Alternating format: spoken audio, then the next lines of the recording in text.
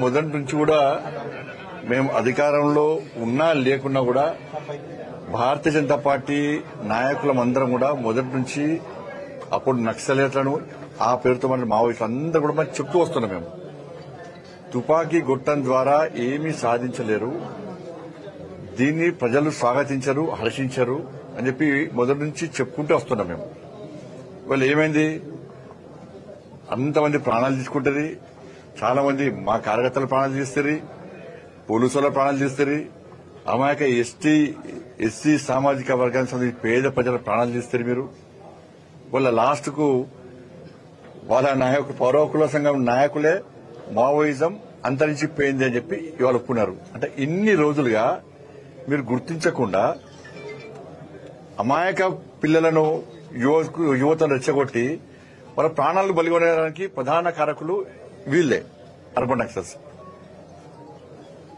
ఇవాళ దానికి ఏం కారణం చెప్తారు, మీరు ఏం సమాధానం చెప్తారు? చనిపోయిన కుటుంబాలకు వాళ్ళు ఏడుస్తున్న గోస పడుతున్నారు, వాళ్ళంతా తిండికి లేదు పాపం వాళ్ళకు. వీళ్ళ తెలియదు, వీళ్ళ అర్బన్ నక్సల్స్ వీళ్ళ తెలియదు, తల్లిదండ్రుల బాధలు తెలియదు, వాళ్ళు పడే బాధలు తెలియదు, భర్తలను కోల్పోయిన భార్యల బాధలు తెలియదు, భార్యలను కోల్పోయిన భర్తల బాధలు తెలియదు, పసిపిల్లలు మైనర్ పిల్లలను కూడా తుపాకీ పట్టించి జంగల్లో తిప్పినటువంటి ఈ మూర్ఖత్వ సిద్ధాంతం మంచిది కాదు అని చెప్పి గుర్తించకుండా అంతా జరిగినాక అంతరించిపోయే టైంలో అంతరించిపోయింది అని ఒక పులిస్ స్టాప్ పెడితే సరిపోతుంది. అది ఇవాళ మాట్లాడండి, మాట్లాడితే దానికి సోషల్ మీడియాలో బండి సంజయ్ టార్గెట్ చేసి చేస్తానని దాన్ని భయపడటం కాదు. నేను అన్న మాట కట్టుబడి ఉండే వ్యక్తిని నేను. ఇవాళ అర్బన్ నక్సల్స్ మీరు ఇక్కడ ఉండి మీడియా ద్వారా సోషల్ మీడియా ద్వారా రెచ్చగొట్టి ఇవాళ అమాయక ప్రజలను మాయమాటలు చెప్పించి రెచ్చగొట్టి వాళ్ళని మోసం చేసి వాళ్ళ ప్రాణాలు కోల్పోవడానికి ప్రధాన కారకులు మీరే. దాని సమాధానం మీరే చెప్పాలి. ఏం సాధించలేదన్న విషయం స్పష్టమైంది. ఇవాళ మీరు ఏం చేస్తున్నారు? ఇవాళ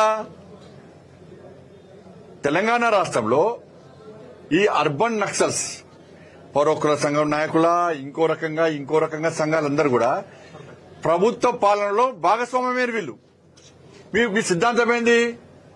పాలకులు ప్రజలను ప్రజా వ్యతిరేక కార్యక్రమాలు చేపట్టినప్పుడు, పేదలకు అన్యాయం జరిగినప్పుడు పేదల తరపున ఫైట్ చేయాల్సింది, ప్రశ్నించాల్సింది మీరు. మీ సిద్ధాంతం అదే కదా.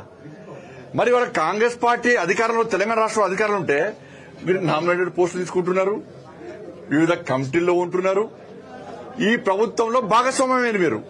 అంటే కాంగ్రెస్ పార్టీ ప్రభుత్వంలో తెలంగాణ రాష్ట్రంలో పేదలకు న్యాయం జరుగుతుందని మీరు భావించిరా? ఏంది మీ సిద్ధాంతం? అర్బన్ నక్సల్స్ మీ సిద్ధాంతం ఏంది? నామినేటెడ్ పోస్టులు తీసుకుంటారు, కమిటీలలో ఉంటారు, ఈ ప్రభుత్వానికి వత్తాసు పలుకుతున్నారు, పరోక్షంగా ప్రత్యక్షంగా ఈ కాంగ్రెస్ పార్టీ పాలనలో భాగస్వామ్యం అయ్యారు. అంటే తెలంగాణ రాష్ట్రంలో పేదలు ప్రశాంతంగా జీవిస్తున్నారా? 2500 రూపాయలు ఇచ్చిరా? ఎందుకు సపోర్ట్ చేస్తున్నారు మీరు? పేదలకు భూములు ఇచ్చిరా? ఎందుకు సపోర్ట్ చేస్తున్నారు మీరు? 4000 రూపాయలు ఆసరా పెన్షన్ ఇస్తున్నారు కాంగ్రెస్ పార్టీ ప్రభుత్వం, ఇచ్చిరా? ఎందుకు సపోర్ట్ చేస్తున్నారు? రైతుల పరిస్థితి ఏంది? ఉద్యోగస్తుల పరిస్థితి ఏంది? మహిళల పరిస్థితి ఏంది?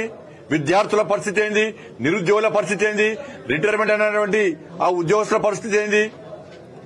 ఇవన్నీ హామీలు ఇచ్చి మోసం చేసిన కాంగ్రెస్ పార్టీ పాలనలో మీ భాగస్వామ్యం అయితే మీ స్వార్థ రాజకీయాలంతా బయటపడుతుంది.